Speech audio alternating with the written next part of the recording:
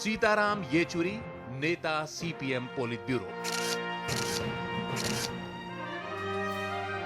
JNU से MA अर्थशास्त्र में गोल्ड मेडलिस्ट है। आर्थिक मामलों में इनकी गहरी पकड़ रही है। 2004 में यूपीए सरकार का साझा न्यूनतम कार्यक्रम तैयार करने में अहम भूमिका निभाई।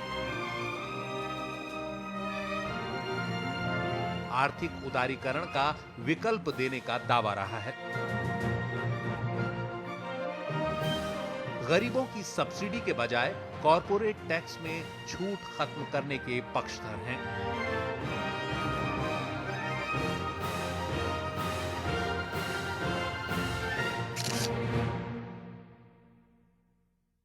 बजट आपके सामने आने को है और जिस पार्टी को मैं कवर करता हूं उस पार्टी पर अक्सर ये आरोप लगता है कि वो लोग सिर्फ बातें करते हैं लेकिन कोई सुझाव नहीं देते। सीता साहब, आप पर ये आरोप लगाती है पार्टी है कि लेफ्ट हमेशा एक पॉन्टिफिकेट करते हैं लेकिन कोई स्ट्रक्चर नहीं देते।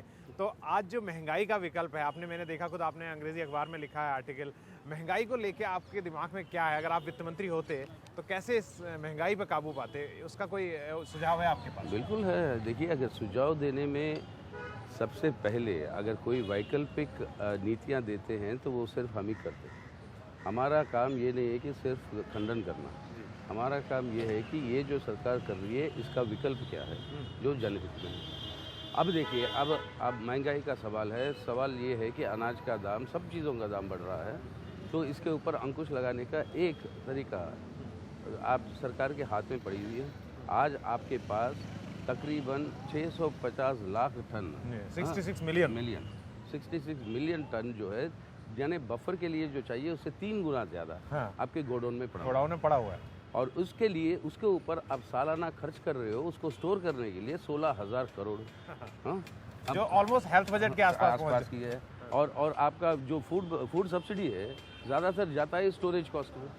अब ये भी एक अफवाह है कि लोगों को कहा जाता फूड सब्सिडी इतनी बढ़ गई, लेकिन बढ़ गई क्योंकि आपकी कॉस्ट बढ़ गई, कैरिंग कॉस्ट बढ़ गई। तो हमारा कहना क्या है, बफर जितना है उतना रखो, बाकी आप रिलीज करो स्टेट्स को बीपीएल के दाम पे।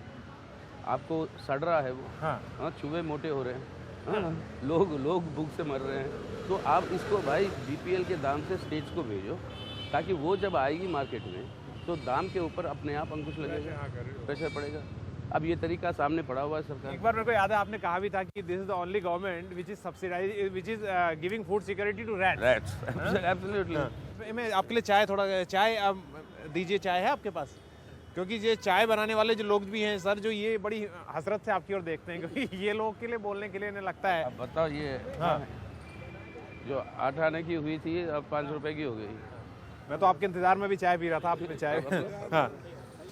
तो मेन चीज जो है सर, आपने कहा कि जो पैसे की थी 5 साल में 5 रुपए हो गया। नहीं, मैं इनसे क्योंकि हम आगे की बात करेंगे, आप बताइए, जो आप घर चला रही हैं सर, अभी जो सब्सिडी जो हुई थी, जिस तरह से सिलेंडर्स की सब्सिडी पे कटौती की गई थी, आप क्या चाहती हैं? कुछ कहना है आपको सर? क्योंकि पार्लियामेंट में उठाएंगे आपकी बात, ये जोर से बताइएगा। गरीबी है, खाना महंगा है, सब चीज कैसे पूरा करो, बच्चों को कैसे जिलाओ? अब चीनी महंग है, मट्टी तेल महंग है, 50 रुपए कैसे काम चले? सर, ये बात है जो इन्होंने कही, ये जो बात ये कह रहे हैं कि केरोसिन और बिल्कुल सही। ये घर चलाने की बात नहीं है, ये रोजी चलाने की बात भी है, जो महंगाई है। और दोनों है ना, इसी रोजी के साथ तो घर भी चलता है। जैसे कह रहे हैं, बच्चों को कैसे बड़े करेंगे, कैसे पालेंगे। अब इसी रोजी के साथ ये जो कमाई है, इसके अंदर जो बचेगी उसी के आधार पर तो चलेगी घर। अब वो उसके अंदर कुछ बच नहीं पा रही। अब किसानों को ही हाल ले लो। किसानों को सरकार कहती है कि हम मिनिमम सपोर्ट प्राइस जो है, मिनिमम सपोर्ट प्राइस हम बढ़ाते रहें, और बहुत अच्छा हमने खातिर किया किसानों का। अब ये सच्चाई क्या है? और ये आपके कृषि मंत्री खुद पार्लियामेंट में बताए हैं एक सवाल के जवाब में हमें कि पिछले 2 साल में जो कॉस्ट ऑफ प्रोडक्शन जो बढ़ा है, जो खर्चा जो बढ़ा है उत्पादन के लिए, वो खर्चा जितना बढ़ा है उससे कम जो है एमएसपी बढ़ी जी। मतलब वो ऑफसेट भी नहीं कर रहा है उसको ऑफसेट भी नहीं कर रहा।